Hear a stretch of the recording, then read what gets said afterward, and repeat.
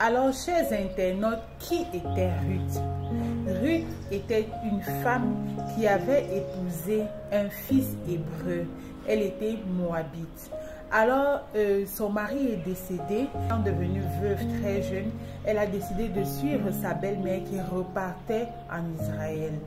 Alors, arrivée en Israël, elle était mise à part parce qu'elle était païenne. Ensuite, elle a pu rencontrer un monsieur du nom de Boaz qui l'a épousée. Elle a eu la grâce justement d'intégrer la lignée de notre Seigneur Jésus-Christ en étant la grand-mère du roi David. Alors, que retenir de l'histoire de Ruth? Plusieurs choses. En tant que femme actuelle, Papa Claude Olivier Adiaba a intitulé un sous-chapitre « Quels enseignements véhicule l'histoire de Ruth ?»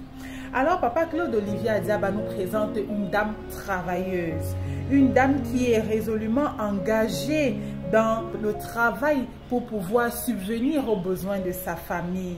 Une femme qui ne croise pas les bras, une femme qui n'attend pas qu'on vienne lui apporter de l'aide, une femme qui prend des initiatives et qui se dit « j'ai un rôle important à jouer dans l'épanouissement de ma famille, dans la prise en main de chaque membre de ma famille ». Ruth est présentée par Papa Claude Olivier Adiaba dans son ouvrage comme une femme qui est reconnaissante à Dieu, reconnaissante envers la bonté de Dieu malgré les tragédies de sa vie. En tant que femme actuelle aujourd'hui, combien d'entre nous sommes reconnaissants de ce que Dieu nous donne malgré les vicissitudes de la vie?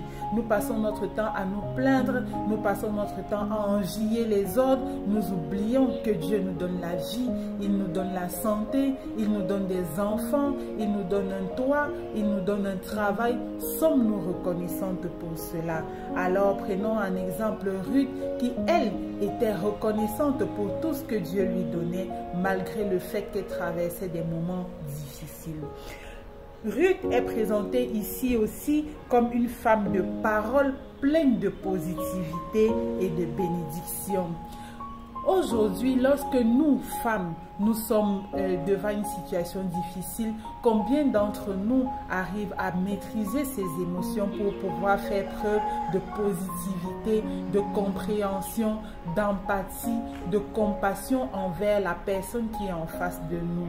Nous sommes emportés par nos émotions négatives et nos paroles sont pleines de méchanceté.